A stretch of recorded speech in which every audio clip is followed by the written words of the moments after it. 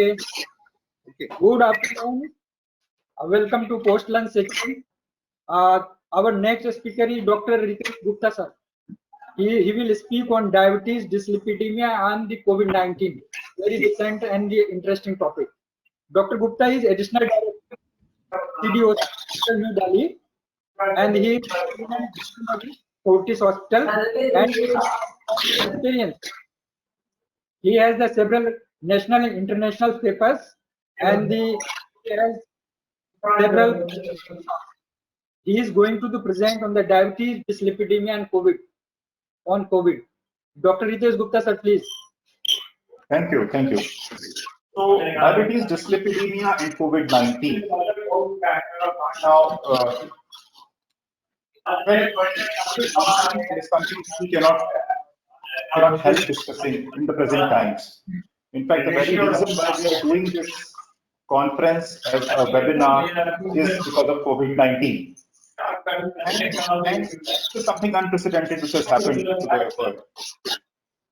Diabetes is a condition which increases the severity of COVID-19, so I thought it is worthwhile to talk about diabetes. Now, last few weeks we have been working on this topic, diabetes and COVID-19, and we have researched and studied and published something about what we understood from in this regard. So we have talked about diabetes, how to manage diabetes, what are the various contentious issues, what is the current status of pathophysiology, and what are the comorbidities and unanswered questions, everything. So that's what we have been researching, and I thought we will share with you all. Now, if you see the prevalence of diabetes and other comorbidities also in patients with COVID-19, you would find that the prevalence of diabetes in people with COVID-19 is not very high, actually. It actually reflects the prevalence of diabetes in that population. So it is not very clear whether people with diabetes are at increased risk of acquiring the COVID-19 infection. Why? We don't know. One reason is maybe diabetes reduces ACE2 expression, maybe that is why the virus cannot bind to the cell. Some people said DPP4 inhibitors are being widely used all over the world now, and the DPP4 might have some role in viral attachment to the cell, but we don't know. These are all hypotheses, conjectures. We have no idea as to why this happens. But what is very clear is that people with diabetes are at very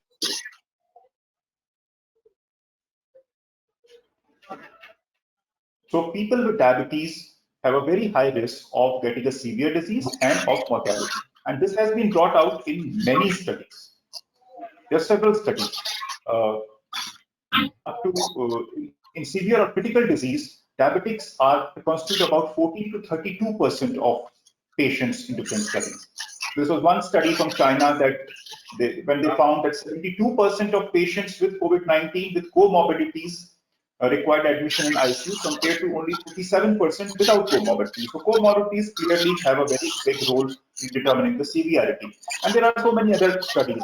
These are studies from China, but then subsequently there are studies from France, from United States, which have also pointed out the similar findings. And in fact, we don't have too much of published data from India, but whatever data we have unpublished also says that diabetics have a very severe disease.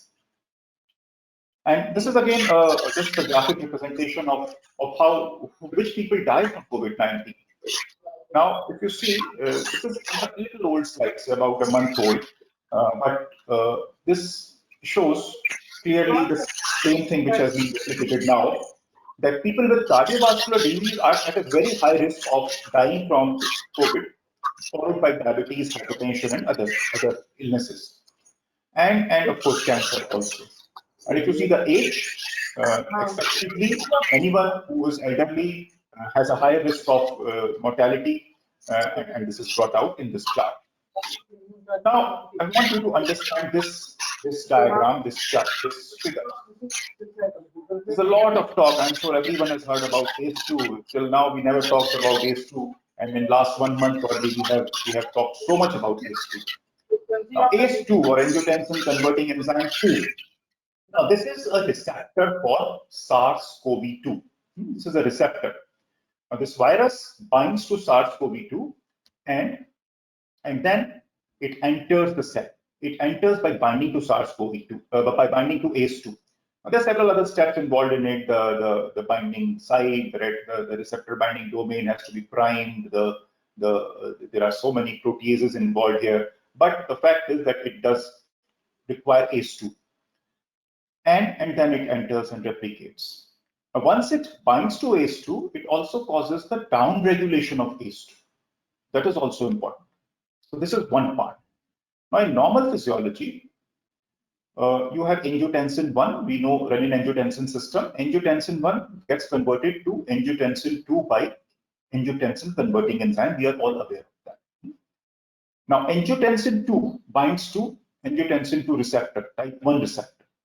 And this molecule, this thing is not very good. It causes acute lung injury, adverse myocardial remodeling apart from vasoconstriction and increased vascular permeability. So the net effect of angiotensin 2's action is adverse to the body. It is harmful to the body. Now there is another system, which is called non-classical RAS or renin-angiotensin system, non-classical. Now this angiotensin 2 can get converted to angiotensin 1 to 7 by the action of a enzyme called ACE2, same molecule ACE2. Now this produces angiotensin 1 to 7. This is a positive molecule. It causes vasodilatation and it protects against lung injury. So the balance between ACE and ACE2 could determine the pathology in some extent. We'll come back to this diagram a little later. Now, why do people with diabetes have increased severity? So certain features are there, that there are impaired immunity, impaired T cell function, that we know that predisposes diabetics to any infection. But in COVID-19 especially, there is decreased ACE2 expression in diabetes because of glycosylation. And that probably increases the propensity of lung injury due to the virus. Then there are other factors. There is something called furin, which is involved in the entry of virus into the cell. And that has been found to be increased in diabetics, which may facilitate viral replication. Then we know diabetes is a pro-inflammatory state. So there are all kinds of inflammatory markers raised in diabetes, especially in relation to COVID-19 is IL-6, which is increased in diabetes and may play a more deleterious role in this infection. Then diabetics have increased hypercoagulability. And we know that in COVID-19, hypercoagulability plays a major role in determining the severity. And then we should not forget that sick patients with diabetes, with COVID-19 would be admitted, would be given insulin. They may have hypoglycemia in the hospital, and that would also contribute to the severity. Okay, so how do we care for patients with diabetes who have mild COVID-19? One is we minimize exposure. We take all measures which all of you are aware of, and we try to practice telemedicine. So we consult on in the same way as we are talking now. And then if they are at home or they need to do self-care, need to exercise, they may have to be modified. Exercises maybe have to be modified, but has to be continued. Diet has to be proper. Online education can be given. Emotional health has to be taken care of. People are isolated for so long. Self-monitoring has to continue. Medication compliance has to continue. They have to have supplies, and hydration has to be maintained. One has to be cautious about SGLT2 inhibitors. The patient should not get dehydrated. And when to seek help, definite help is when the sugars are very high, there are ketones in urine, foot infection, pregnancy, abscess, acute abdominal problem, infection, etc. Then of course the patient needs to come. Now, which drugs can we use in COVID-19? Anti-diabetic drugs. So metformin can be used. It has anti-proliferative effects, immunomodulatory effects. In fact, it has been shown to have some benefit in pulmonary tuberculosis and pneumonia also, not in COVID as such. But the thing is, in a sick patient might be having low appetite, loss of weight, nausea. In that situation, we may have to stop. So Other drugs which may act on ACE2. There is some evidence that pioglitazone, well, there is one study which showed it decreased ACE2 expression, but then there is other study which shows that it increased ACE2 expression. Liraglutide has also been shown to increase ACE2 expression. DPP4, as I pointed out earlier, DPP4 is the receptor of Middle East Respiratory Syndrome virus, coronavirus, which happened some time back. Now, we don't know about COVID-19, but we cannot rule that out. And then we know that DPP4 inhibitors can impair immunity. How clinically relevant is that? We don't know. So most of it is very hypothetical. We don't know. What are the management changes? So one is that blood glucose has to be maintained under good control. That's very important. And most patients with mild infection and normal oral intake can continue the usual medications, but we need to discontinue SGLT2 inhibitors because of the risk of dehydration and euglycemic ketosis most of the time. Metformin may also need to be discontinued, as I pointed out.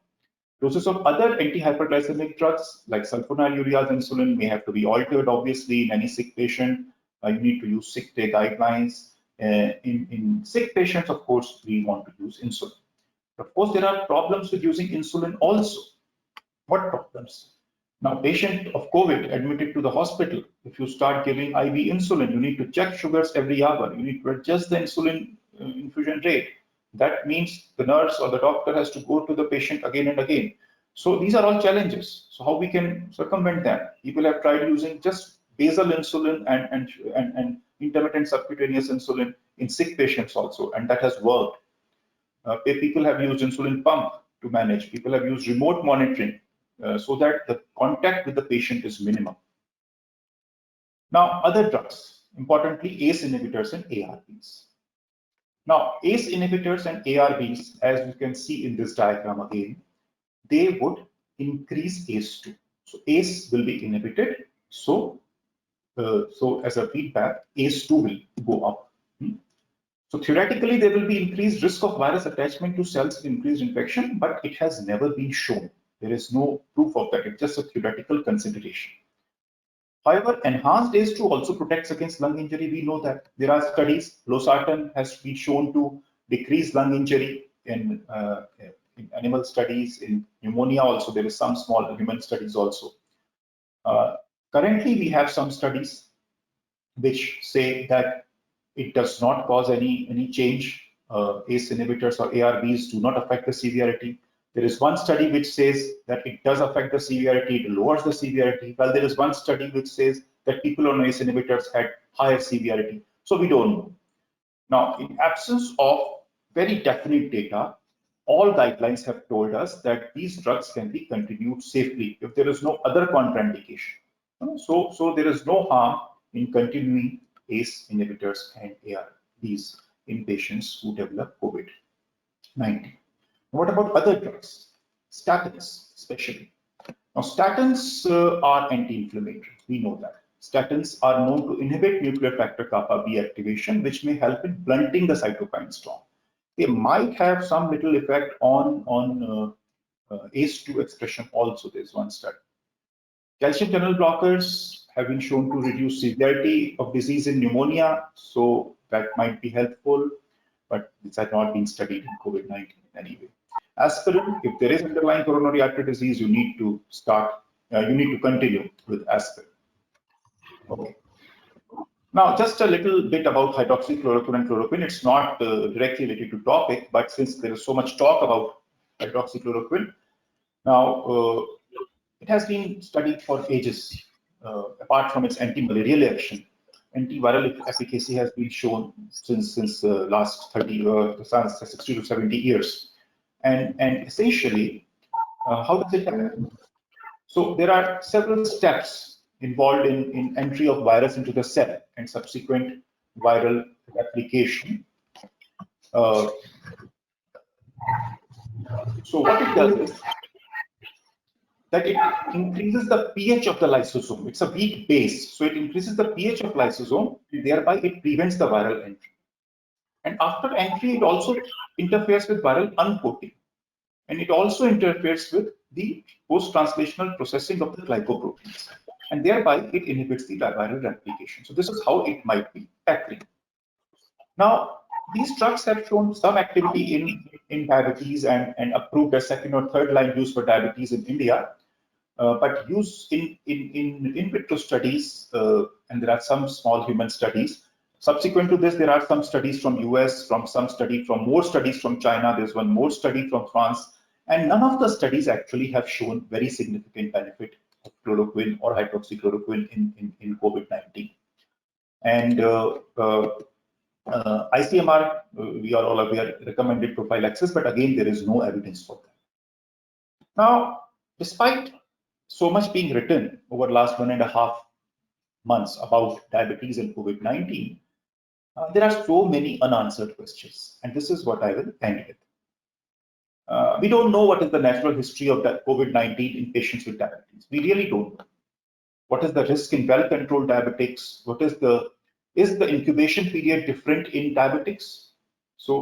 Or there is some study which shows that immunocompromised people have increased shedding. They are viral shedding for longer time. So do diabetics have that? And if that is so, then it may have major implications for public health. Because if a diabetic keeps on shedding the virus for more than 2 weeks, it becomes very difficult to control the disease and spread. Now, is there a direct injury to pancreatic beta cells? Now, ACE2 receptors are found in beta cells. And patients infected with SARS earlier were shown to develop diabetes in one study. And so there may be some beta cell destruction, and maybe the patient requires insulin later on for a longer time, or people who are predisposed to diabetes develop diabetes later on, insulin requiring diabetes, so that remains to be seen. Now, we cannot ignore the effects of lockdown. So people are confined. So is the diet getting affected? Are they exercising less? Are they underreporting symptoms because they know that they are not supposed to go out of the house, so they probably just ignore their symptoms? And then there may be limited access to food, medicines, insulin, glucose strips, etc., at least to some people, and that might affect the care. So these are all things which are questionable. We don't know what is happening, but at least some concern is there. Another question is, should we test routinely COVID-19 for all people with diabetes? Well, I don't think so. Some people say yes, but I don't think so. It's a doubtful utility. We don't know what to do with those positive tests. We